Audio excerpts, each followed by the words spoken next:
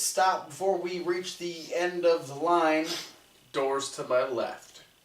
This Sunday being Roadblock. We're talking about the Go Home show.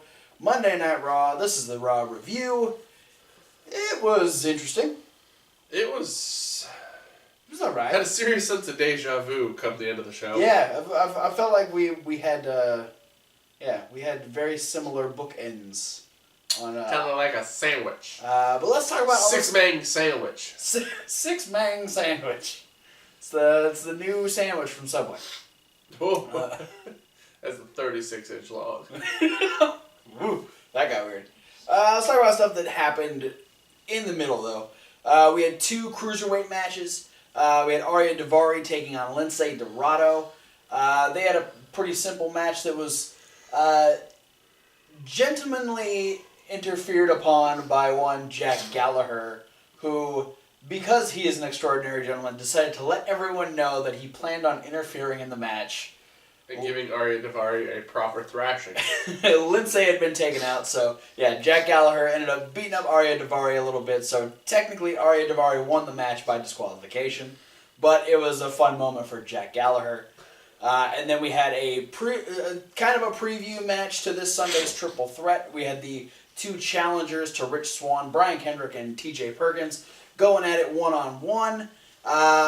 Decent match between these two. You know, we've seen this quite a few times up to this point. TJ Perkins. It's an issue I'm having with the Cruiserweight division. Yeah. Too much repetition. Yeah, because they feel like they only have these people. Yeah. Which, I mean, to an extent, I know like a lot of the other guys aren't available all the time. Right. But yeah, my biggest gripe right now is we need a little mix and match. Yeah. Because one of the things that made the Cruiserweight division great in WCW, and one of the things that was integrated during the previous era of the Cruiserweight Championship on WWE television, is that the Cruiserweights were not limited to wrestling only Cruiserweight matches. Absolutely. They need to wrestle other people on the show. Yeah.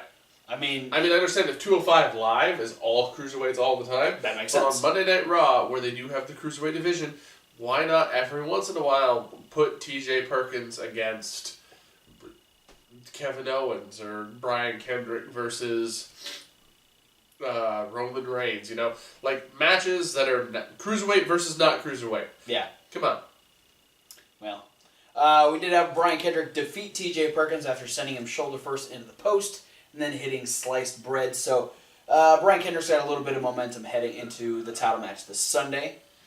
We had some ladies action. We had a repeat of last week. Bayley defeating Alicia Fox with the belly to Bayley again.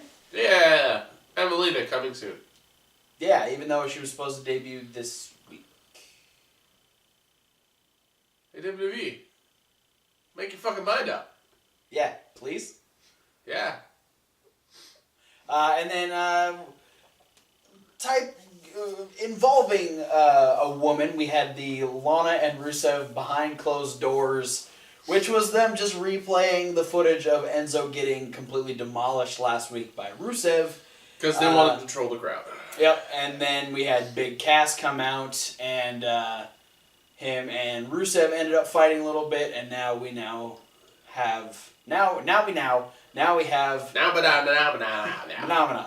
have Big Cass versus Rusev this Sunday at Roadblock. Alright.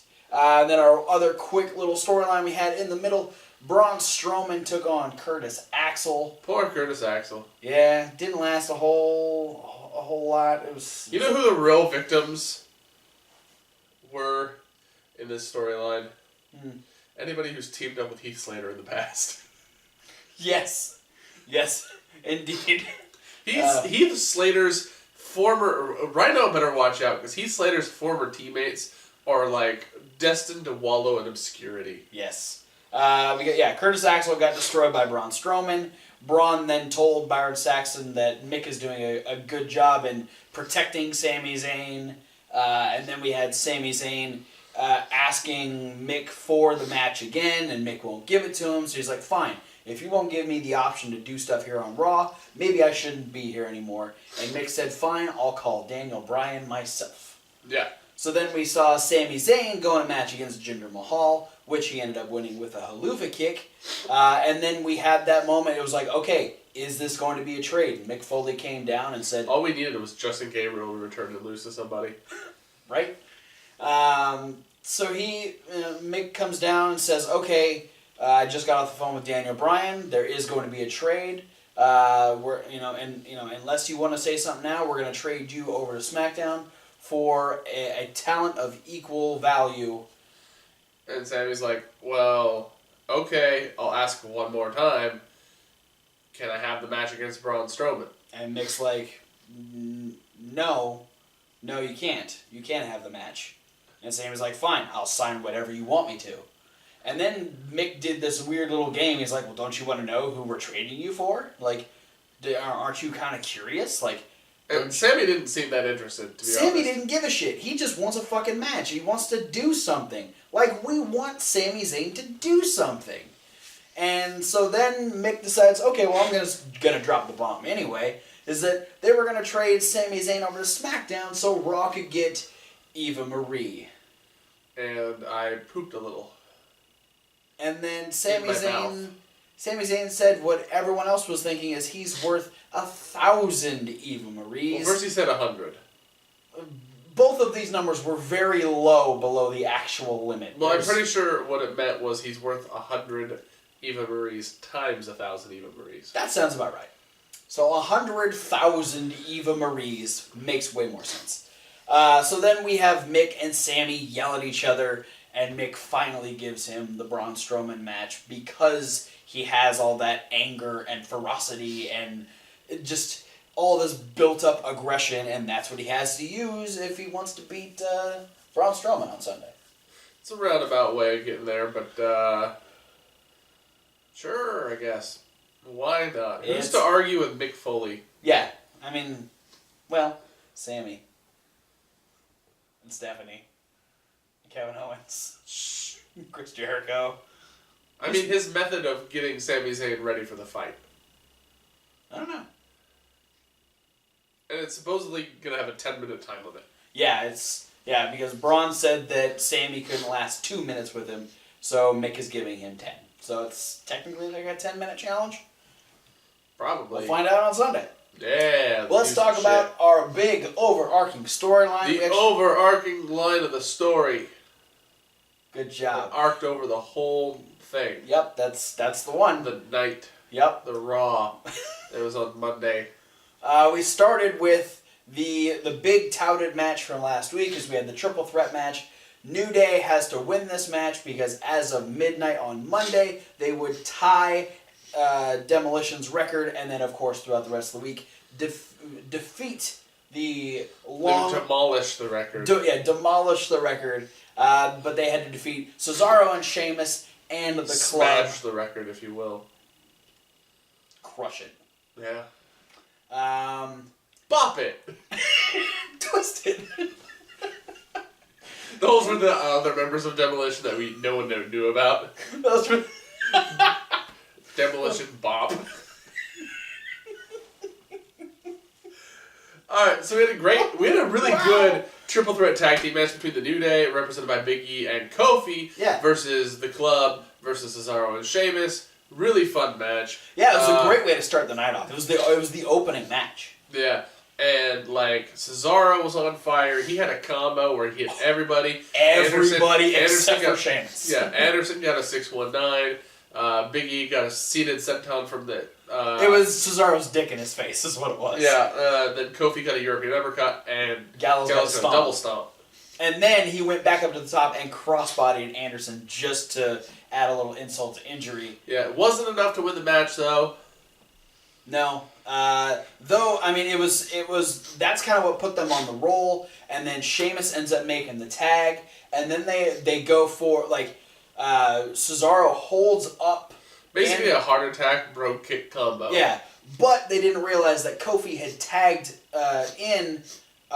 did a blind tag on Anderson on the other side, and so as the brogue kick hits, Kofi comes in, hits Trouble in Paradise on Sheamus, while Big E pulls Cesaro out of the ring, that leaving Kofi able to pin Sheamus, and the New Day retains the WWE Tag Team Championships.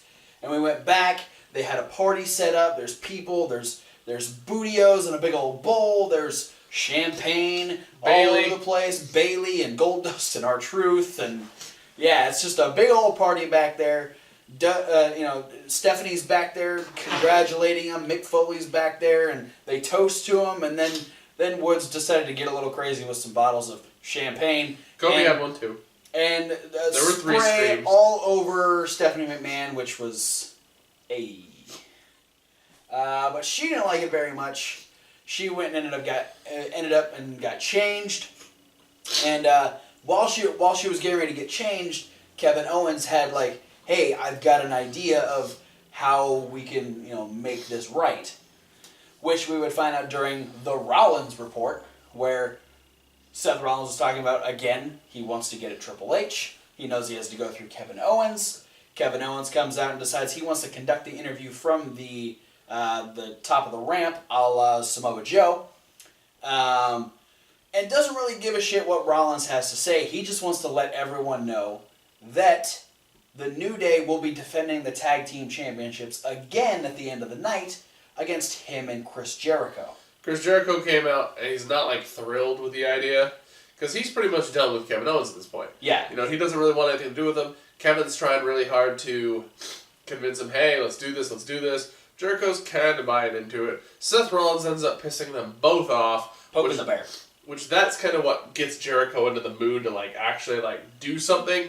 So they both go down and they charge Rollins and they beat him up a bit. Roman comes out, saves the day, and then I went, triple threat tag team match.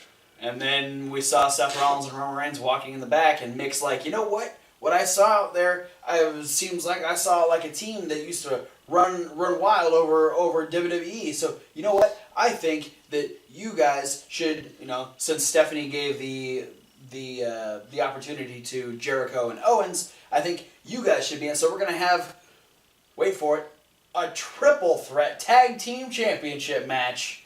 We're adding in the Shield. Holy shit, it's like we've seen this before. And then our main event was just that. We had the New Day versus Jericho versus the Shield for the tag team champions. Roman Reigns getting a chance to be a triple champion. A 3 triple time quadruple champion. Fuck you. Fuck you. The match was fun though. It was another good match. Yeah. A lot of great false finishes. But like I said, it was Monday Night Raw, the day where we're going to put New Day the fuck over. Yeah. So yeah, New Day.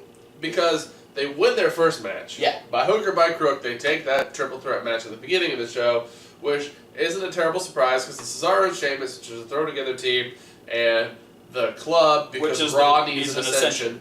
And they retired the Dudleys. So then we put them against the 4 guys who are the main event scene of Monday Night Raw. Yeah, the two biggest the two biggest matches for this Sunday. Yeah. Those are the guys that the are Universal Champion, the United States Champion, Seth Rollins, and a fucking legend, Chris Jericho. Yeah. So it's that even if you lose in this match, you still say, "Oh man, we lost the tag team titles to Jericho and Owens or Seth Rollins and Roman Reigns." Yeah. So it's not it's not really a lose situation, but in very similar fashion. In almost identical fashion. Because we had this moment where Owens ends up trying to stop Rollins. They did the pop-up code breaker to Woods. Jericho's down making the pin. Rollins is able to shove Kevin Owens to break up the pin. Then, as they get up, we have, Owens and Jericho going, "Hey, it wasn't me. What do you do? What? Just get out of the way. I could have been him. No, I was trying to help you." And so that little fight ends up giving Rollins the chance to shove Jericho into Owens. Owens goes tumbling out of the ring. Jericho turns around into a pedigree, and you're thinking, well, the Shield's going to take it at this point because Woods is still down in the middle of the ring. But, lo and behold, Big E pulling out Seth Rollins, and then Woods just kind of rolling over on a pedigreed Chris Jericho, and the New Day retain, and I guess as of now... As of the time we're filming this, they are surpassing Demolition as we speak. They are like 12 hours away, probably by the time this is uploaded, from being the longest reigning WWE Tag Team Champions of all time. And then we had the Roman Reigns speared. Yeah. I was just gonna talk about the final. This is like the final break of I mean Jericho was all pissy. Yeah. And it says, "No, I'm done with you." Blah blah blah. And Kevin Owens is like, "No, wait, Chris, I want to stroke your scarf." Weird. And Jericho's like, "No, stop yelling and talking and stuff. I want to go away." And blah blah blah blah blah. And then like once Jericho looks over Kevin's shoulder and see that Roman Reigns has poised a spear, Jericho's like, "You know what? I'm done arguing. Sure, whatever you say." Also, turn around. Yeah, and then it's weird. So we had a good celebration for the New Day, and then they kind of ruined the mood by ending Monday Night Raw with Roman Reigns standing tall.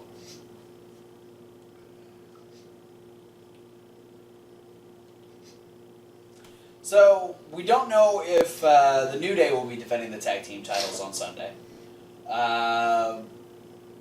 And other than that, Roadblock's kind of lame. We had an in-depth look at the Iron Man match for the Women's Championship. Yeah. Yeah, neither Sasha or Charlotte were on Raw. Nope. There was, like, Diet Charlotte at the New Day party. Yeah. Looked like Charlotte and Dana did the fusion dance. And then somebody smashed them in the face with a brick. Man, well. Sorry. Is that offensive? God, I'm a dick. Slightly. No one cares. So, yeah, we'll be having predictions I coming don't know up. who the chick with the red streaked hair was, though. She was kind of cute. Pretty sure she was a rosebud in the past. Probably. She's been in developmental for a long time. So, yeah, we'll be having predictions for good old Roadblock coming up. End of the line. Later this week. That Johnny Cash walked. We're gonna have a lot of fun with that one. But for now, thanks for watching, guys. Don't forget to like, comment, subscribe. Click all the links, go to all the social medias, check out this review along with Indie News, SmackDown, Rundown, 205 Live, and the midweek wrap-up with NXT and Lucha Underground, all in podcast form. But you also want to stay over on this channel so you get those predictions, because you don't get those podcast style.